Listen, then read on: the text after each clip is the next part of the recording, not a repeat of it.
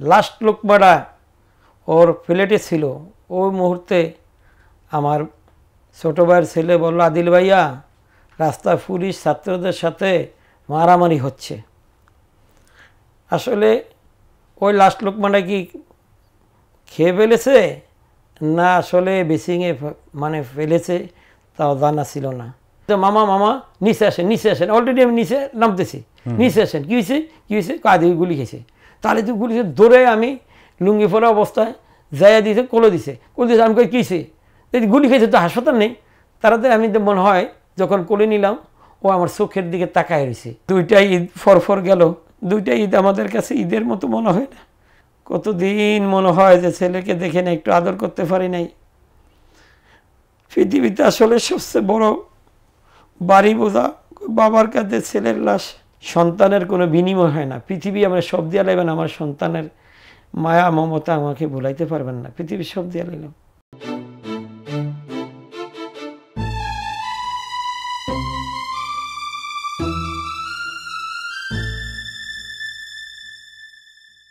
দিনটা ছিল শুক্রবার, 2024 19 জুলাই।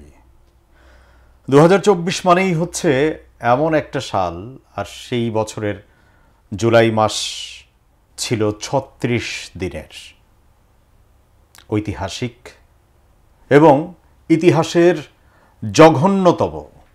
জঘন্যতম হত্যাযজ্ঞ হয়েছিল সরকারি ফ্যাসিস্ট বাহিনীর মাধ্যমে।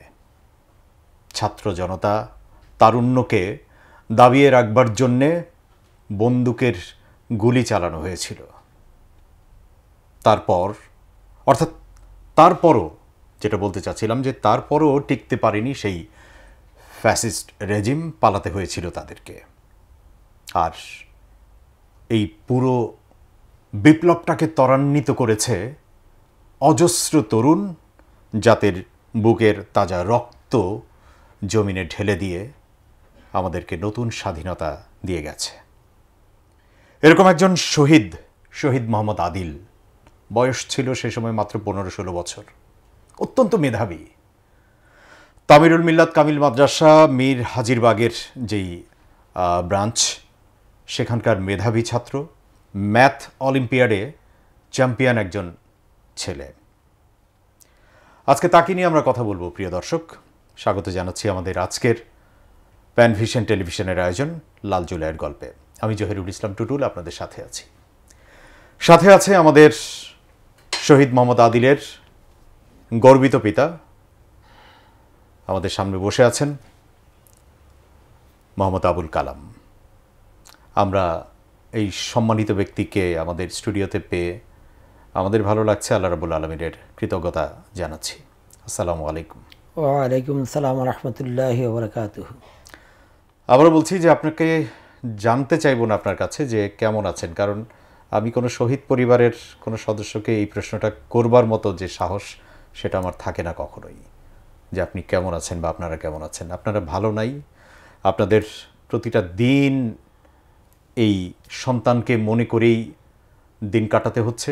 আপনি যেটা একটু আগে বলছিলেন আমাকে, যে আদিলের মা এই একটা বছর পার হয়ে যাওয়ার পরও এখনও মধ্যরাতে ঘুম থেকে হঠাৎ করে জেগে ওঠে, তারপরে সে বলতে থাকে আদিল কই। আপনি তখন কি আর বলবেন? আপনি তখন বলেন যে আদিল ঘুমাচ্ছে, তুমিও ঘুমাও। এভাবেই আপনাদের দিন কাটছে ছেলেকে মনে করে। একদম 19 জুলাই ওই দিনটার কথাই যদি একটু স্মরণ করি, আপনি আদিল কোন সময়ে আসলে এই ফ্যাসিস্ট হাসিনার বাহিনীর গুলি খেলো, এবং সে সময় আপনি কোথায় ছিলেন? আপনি খবরটা কিভাবে জানলেন? ধন্যবাদ। প্যান ভিশনে আপনার আমাকে আমন্ত্রণ করার জন্য কৃতজ্ঞতা প্রকাশ করছি এবং দর্শক শ্রোতাদেরকে ধন্যবাদ জানাচ্ছি। দর্শক শ্রোতাদের প্রতি আমার সালাম। আসসালামু আলাইকুম রহমতুল্লাহি ওয়া বারাকাতুহু। গত 19 জুলাই 2024, আসলে এই জুলাই মাসটা এখন আমার জন্য খুবই মর্মাহত, খুবই শোকের মাস। এই মাসটাকে স্মরণ করলে আমার খুব কষ্ট হয়। গত 19শে জুলাই 2024 যখন আমার ছেলে ঘুমের থেকে 10টা বাজে উঠে বন্ধু বান্ধবের সাথে ফুটবল খেলে 12টা পর্যন্ত, শুক্রবার ছিল 19শে জুলাই, 12ই মহরম, মাদ্রাসা বন্ধ ছিল। আর দুপুরে 12টা বাজে ফুটবল খেলা শেষে গোসল করে নামাজ পড়ে খাইতে বসা, লাস্ট লোকমাটা ওর প্লেটে ছিল। ওই মুহূর্তে আমার ছোটো ভাইয়ের ছেলে বলল, আদিল ভাইয়া রাস্তায় পুলিশ ছাত্রদের সাথে মারামারি হচ্ছে। আসলে ওই লাস্ট লোকমাটা কি খেয়ে ফেলেছে না আসলে বেসিংয়ে মানে ফেলেছে তাও জানা ছিল না। কিন্তু ওই যখন বাইর হয়ে যায়, ওর আম্মু বলে যে বাবা তুই যাইস না, আম্মু ছাদে যাই। আসলে ওই তো ছোট তরুণ, আন্দোলনে ওর মতো ছাত্র রইতে মাঠে। আসলে তো ওই চিন্তা থেকে মনে হয় রাস্তায় আমাদের ভাইদের সাথে কি হচ্ছে, যে ভাইদের বড় ভাইদের সাথে কি হচ্ছে, হ্যাঁ আমাদের মতো ওই ছাত্র রইতে রাস্তায়, এর ফাঁকে দিয়ে সেই রাস্তায় বাইর হয়ে যায়। আচ্ছা, বের হয়ে যায়, রাস্তায় চলে যায় ওই খাওয়া অর্ধেক। হ্যাঁ, লাস্ট লোকমাটাও মনে হয় খাইতে পারে নাই। ওই মুহূর্তে সে শোনার পরে রাস্তায় বাইর হয়ে যায়। ওদিকে আসলে মেইন রোড থেকে আপনাদের বাসাটা কত দূর? মেইন রাস্তার থেকে আমার বাসা 50 গজ দূরে। এটা হচ্ছে কোন জায়গাটা? এটা হলো বুইগড়, নারায়ণগঞ্জ বুইগড় করিতলা ওই রাস্তাটা। জি, এই করিতলা।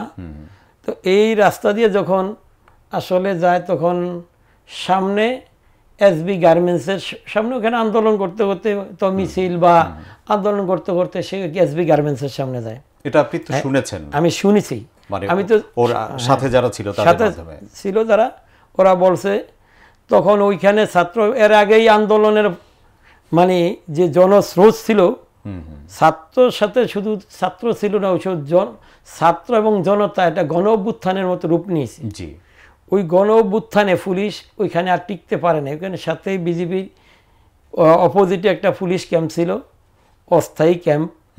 ওই ক্যাম্পে যখন নাকি ছাত্র জনতা হামলে পড়েছে, তখন পুলিশ আর ওখানে টিকতে পারে না, পুলিশ গার্মেন্টসে যায়া উঠছে। জি, আর ওই মুহূর্তে তো আমার ছেলের জানা ছিল না যে পুলিশ গার্মেন্টসে আছে, বা অন্য কারোই জানা ছিল না যে গার্মেন্টস থেকে গুলি করে মানুষ হত্যা করবে। মনে করছি যে হয়তো টিয়ার সেল বা লাঠিচার্জ করবে, এই অবস্থায় লাঠিচার্জ করলে তো সে চলে আসবে, ওরকে নিয়ে আমরা এইভাবে পুলিশ মেরে ফেলবে, এইভাবে নিরস্ত্র একটা ছেলেকে কোনো আমরা ভাবতে পারি নাই। কারণ পুলিশ কারা? পুলিশ তো আমাদের এই দেশেরই কারো ভাই, কারো আত্মীয় স্বজন, বিভিন্ন ধরনের তাদের রিলেটিভ কেউ। তা আমরা তো পুলিশ আসলে এইভাবে একটা ফ্যাসিস্ট সরকারের পক্ষ হইয়া নিরস্ত্র জনগণের উপর হামলা করবে, আসলে আমরা কেউ সময় চিন্তা করতে পারি নাই। কারণ হইলো, যদি জানতাম যে গুলি করে হত্যা করবে, তাহলে কি আমার সন্তানকে আমি ঘরে বাইন্দা হইলেও রাখতাম। কারণ জানি যে টিয়ার সেল মারবো, টিয়ার সেলের কাছে সে টিকতে পারবো না, এমনি চলে আসবো, গেছে তাতে তো আর দুশ্চিন্তা কিছু করে নেই। আসলে সে যারা রাস্তায় মনে হয় 10 মিনিট স্থায়ী হতে পারে নাই।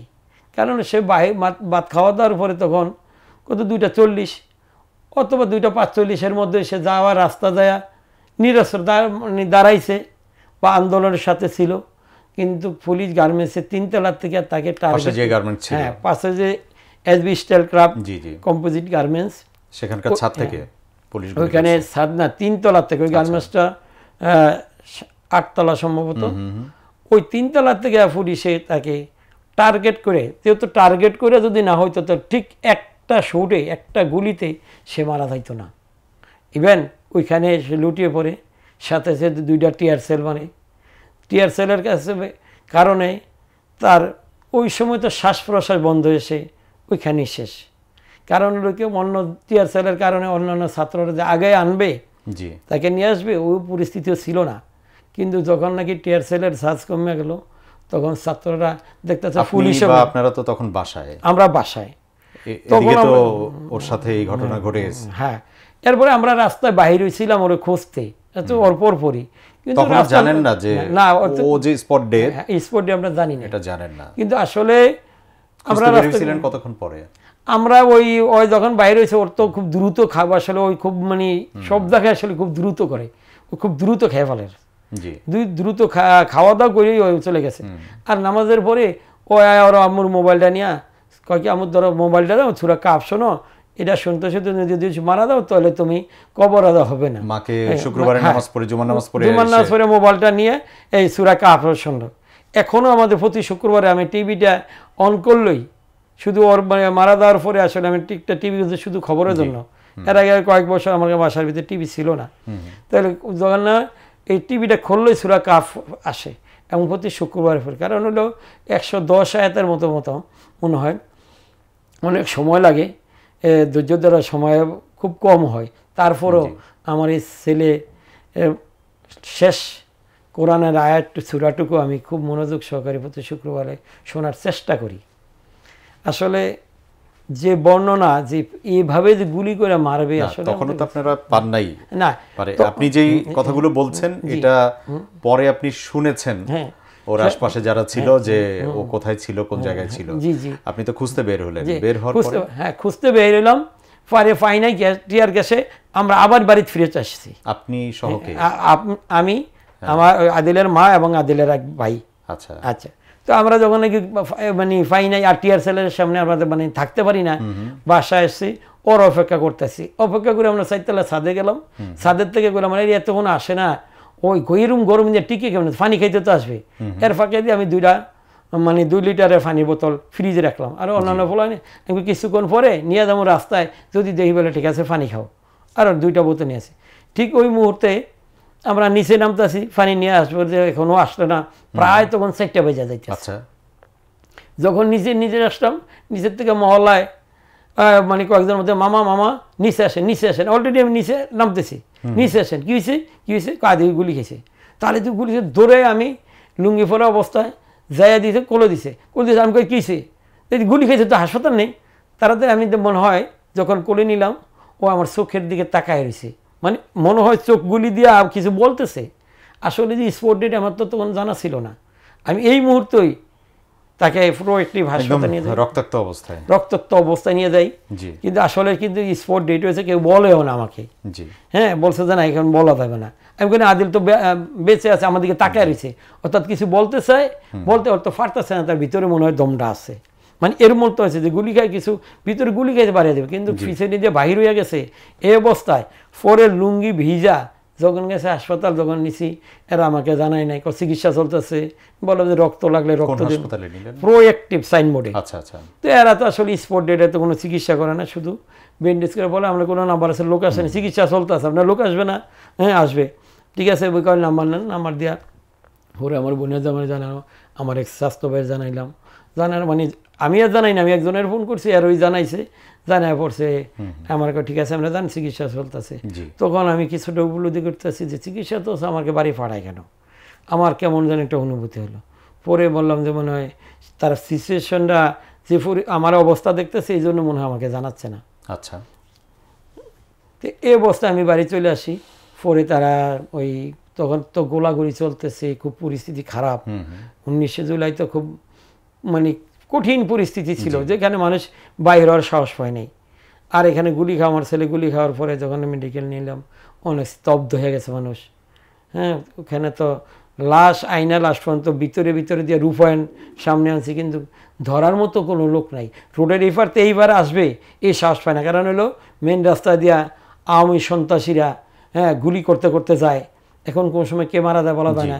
এর আগে শামীম ওসমান প্লাস তার ছেলে সহ সারা মানে কয়েকজন মানে গুলি করে মারে ফেলাইছে।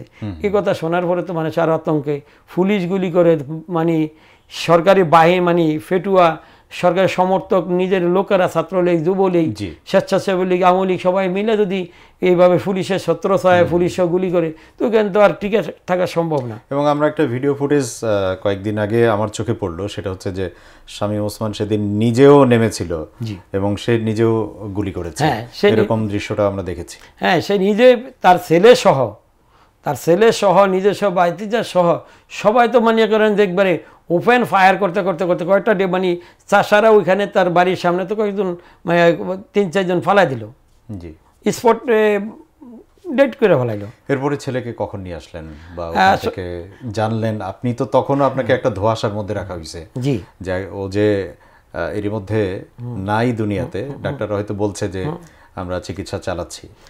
ওই মাগরিবের পর আচ্ছা। প্রায় 7টা বাজে আনলো। হ্যাঁ, এরপরে গোসল কাফন দাফন করানোর পরে তাকে সিদ্ধান্ত ছিল যে আমি মাঠে জানাজা দেব। বুইগড় এখানে একটা মাঠ আছে, বুইগড় করিতলা, আর এটাকে বলা হয় কাজীপাড়া। আমাদের এলাকার কাগজপত্রের কাজীপাড়া, আসলে করিতলা নামে পরিচিত। ওই মাঠে জানাজা দেব, কিন্তু এখানে বললো যে আন্দোলনের মাঠে এখানে যদি জানাজা দেওয়া হয়, কখনো মানে বিডিআরের গাড়ি বা পুলিশের গাড়ি বা মানে টহলে যদি মনে করে যদি এরা মানে একত্রিত হইতেছে আক্রমণ করার জন্য, তাহলে যদি একটা অঘটন ঘটে যায়, এই জন্য তখন আমি মহল্লার ভিতরে সামনে গলির ভিতরে জানাজা ওর দেওয়া হয়েছে। আপনার সন্তান কয়জন? আমার 3 সন্তান। আদিল ছিল সবার ছোট। বড় দুজন কোথায় আছেন? বড় দুজন, আমার বড় ছেলে মাস্টার্স ইন্টারন্যাশনাল গ্লোবাল বিজনেসের উপর সে মাস্টার্স করছে আমেরিকান ইউনিভার্সিটি অফ দুবাই থেকে। আচ্ছা, ওই সময় কি আপনার বড় ছেলে বাড়িতে ছিল না দুবাইতে ছিল? না, দুবাইতে ছিল। তার মানে ভাইয়ের মৃত্যু সংবাদ সে দুবাইতে বসে শুনেছে। সে খুবই নার্ভাস ফিল করছে। সে এত, তাকে সান্ত্বনা দেওয়ার মতো ছিল না কেউ। সে এত ইমোশনাল হয়েছে, খাওয়া থাকা তাকে নিয়েও আমরা দুশ্চিন্তা ছিলাম। আমার ছেলেটা ছোটো ভাইকে খুবই আদর করত। এই যে ছোটোবেলার এই যে ভাইকে নিয়ে দেখেন কত আদর কইরা ভাই।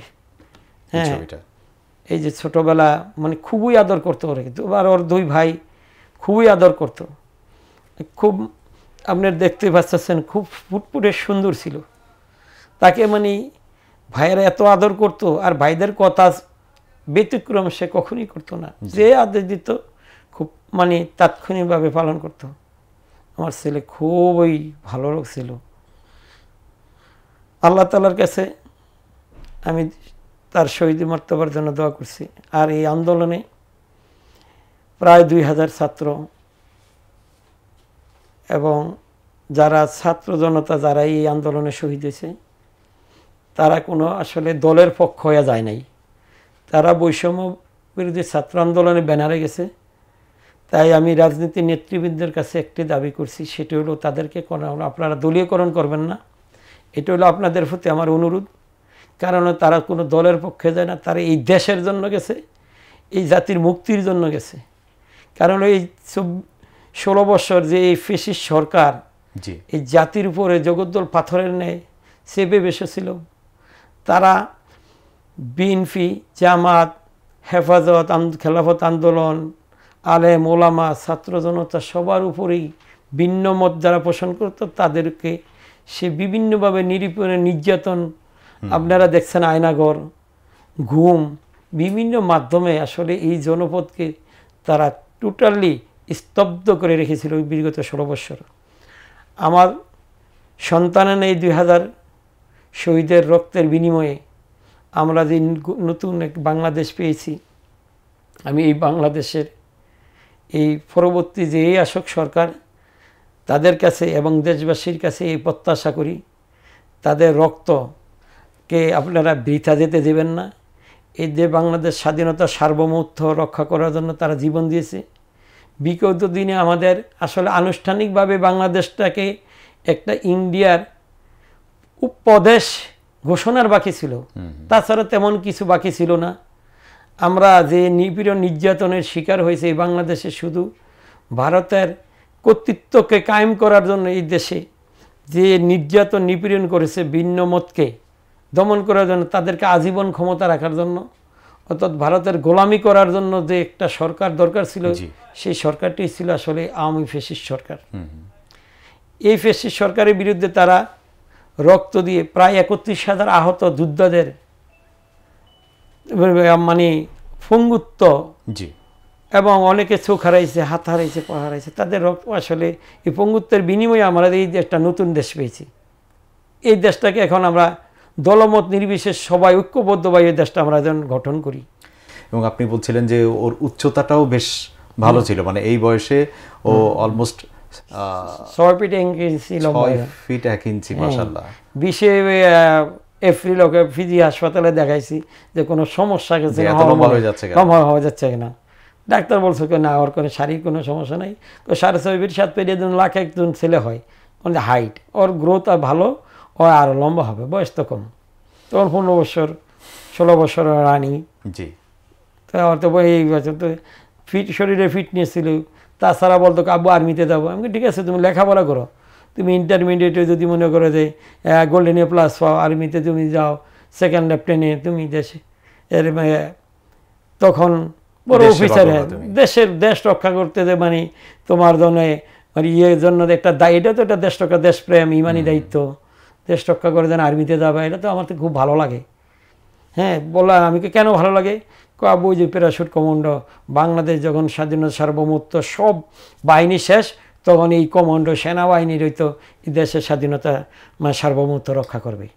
এই জন্য আজন্ম ওর মধ্যে একটা দেশপ্রেম কাজ করতো, তাই না? এই ছোটবেলা থেকে অনুমান হয় ও দেশপ্রেম, মানে দেশ নিয়ে ভাবতো, দেশ রক্ষা করতে হবে। আর্মিদের প্রতি অগাধ বিশ্বাস ছিল।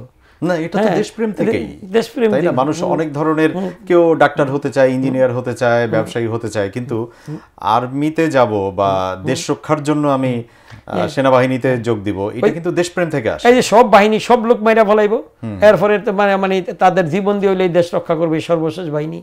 সে ওইখানে সর্বশেষ জীবনটা দেশের জন্যই দেওয়ার জন্যই তো সে উদ্বুদ্ধ ছিল। তো সে ওই সময় থেকে তো আসলে একটা দেশের জন্য একটা মমতা বুঝছে। তার প্রিয় খাবার কি ছিল, যে মায়ের হাতে যেটা খেতে পছন্দ করতো? আসলে ওই বিশেষ করে ছোট মানুষ তো কাঁটাযুক্ত খাবার মানে মাছ পছন্দ করতো না, বিশেষ করে কম দামি মাছ হতেন ফাঙ্গাস মাছ, আর মুরগি খাইলে মুরগি, হ্যাঁ এসব জিনিস ভেজাল কম, কাঁড়া বাছা বুছা যায়, জামালা নাই। ওই লাস্টের দিন আসলে কই মাছ ছিল, যেদিন মারা যাবে দুপুরে, কয় দৌড়ো তুমি কি কই মাছ দিচ্ছ, আমার হোস্টেলেই ভালো। কেন? হোস্টেলে ফাঙ্গাস মাছ খাওয়া, মুরগি খাওয়া, এটাই ভালো, কাঁড়া কুড়া নাই, জামালা, মানে ওই খাওয়ার মতে। আসলে খাবারগুলো যখন এখন সামনে আসে, টেবিলে আসে, খাবার টেবিলে আসে, কেমন লাগে? খুব কষ্ট লাগে। তোমার লাস্টে ওদিন বলছে যে ঠিক আছে আমু, এখন তো মাছ দিছো, রাত্রে আমরা গিরিল খামো সবাই। ওই দিন সে গিরিল খাবে, তো গিরিল খায় তোর আব্বু ইয়াতে বৃহস্পতিবারে তো বন্ধ ছিল, ওদিনকে সব স্কুল কলেজ বন্ধ করে দিল বৃহস্পতিবারে, আর বুধবার ছিল 10ই মহরমের বন্ধ, আর হয়তো মঙ্গলবারে চলে আসছে, তো মাদ্রাসা বন্ধ। 9 তারিখে 9ই মহরম বন্ধ ছিল, বন্ধ দিয়ে দিয়েছে মাদ্রাসায়, ক্লাস পরীক্ষা হইয়া হাদিস পরীক্ষা ছিল।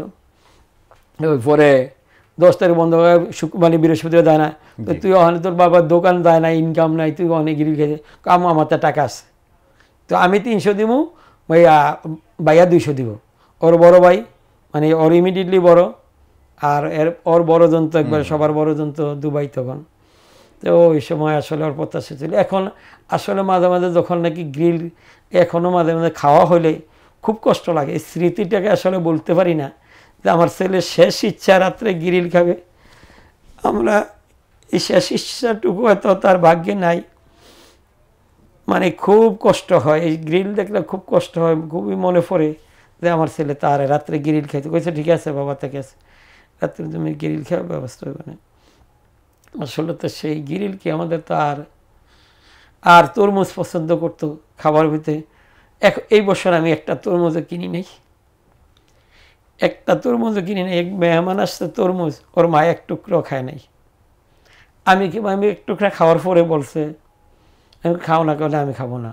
পরে বললো আমার ছেলের প্রিয় জিনিস ছিল তরমুজ। আমার ছেলে স্যার আমি কীভাবে তরমুজ খাই, কারণ 2টা ঈদ ফরফর গেল, 2টা ঈদ আমাদের কাছে ঈদের মতো মনে হয় না।